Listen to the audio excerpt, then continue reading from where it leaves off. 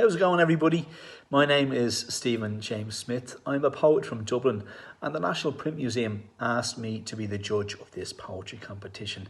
Needless to say, it was a very tough task. I read over 100 poems blind, which means I didn't know the names of any of the poets, just to avoid any kind of favouritism. It was a great experience, full of emotions. I laughed and cried several times. It was really tough, but thank you so much for creating your poems and for sharing them with me. It was a real privilege and honour to read them, so thank you so much.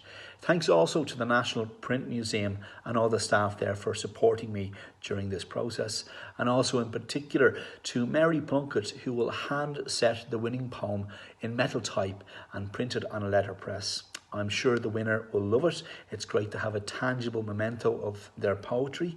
I was very fortunate that Mary hand set one of my poems last year, and it's a pride of place in my home.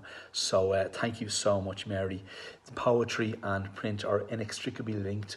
Ultimately, there's a lot of craft that goes into the two of them. So this is a lovely marriage between poetry and print. I'm sure you'll all agree. Thanks also to Creative Ireland and to Cruinniú for funding this competition. And obviously, thank you lastly to all of the poets who sent in their poems.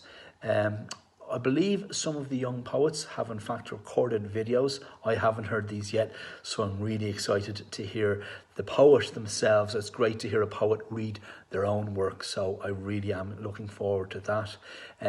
When the lockdown is all over, perhaps you'll all consider going into the National Print Museum. It's one of a kind in Ireland, and I got to do a tour last year, which was really fun and informative. So please all consider going on into the National Print Museum. Congratulations to everybody who took part. Remember, it's all subjective, and the idea ultimately was to get people creating during lockdown, okay? If you're creating for yourself, you're winning, and that's the most important thing.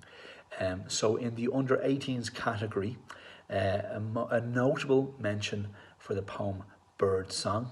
In third place, Mother Time. In second place, Homeschooling. And in first place, So Many Things. Thank you to those poets, and again to all the poets that entered this competition. I really appreciate your involvement. Please continue to create. It's shaped my life, creating, in many ways, and got me to connect with many people and see the world. So it's amazing what can happen if you create. Please keep on doing it.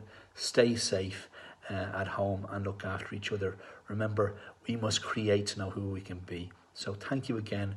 Gur Mahagweev, and go on the poetry. Cheers. All right.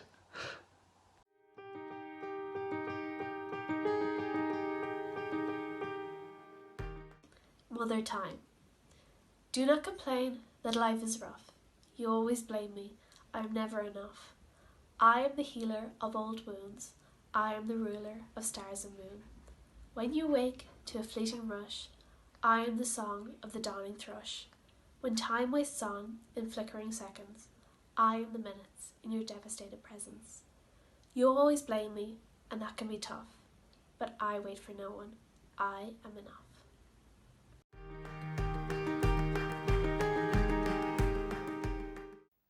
Homeschooling. No more bells, no more yells. Instead, I hear my mummy's voice. Come in, we can learn about James Joyce. No more nerd, no more sticking with the herd. No more shushing, no more pushing.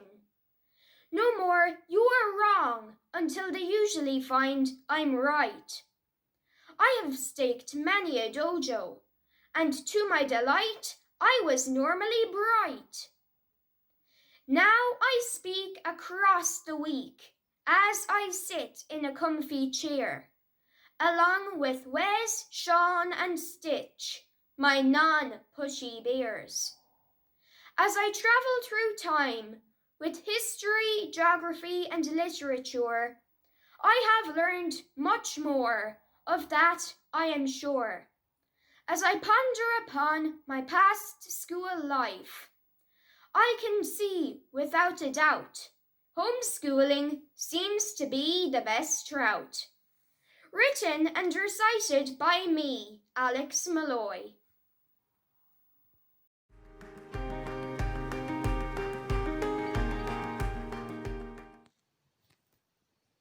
Hi, my name is Aoife Cade, and I'll be reading my poem called So Many Things, inspired by my granny. There you are yours, now to me you are mine. To him you are his, to her you are hers, and to them you are theirs. Something different to everyone, but always you're fine.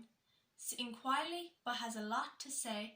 Silvery needles softly clicking, while colourful wool vanishes away. Soft warm hugs that will always be remembered. Spending time with you is one of life's greatest treasures. So you are still yours and will always be his, hers and theirs. But best of all, you will always be mine.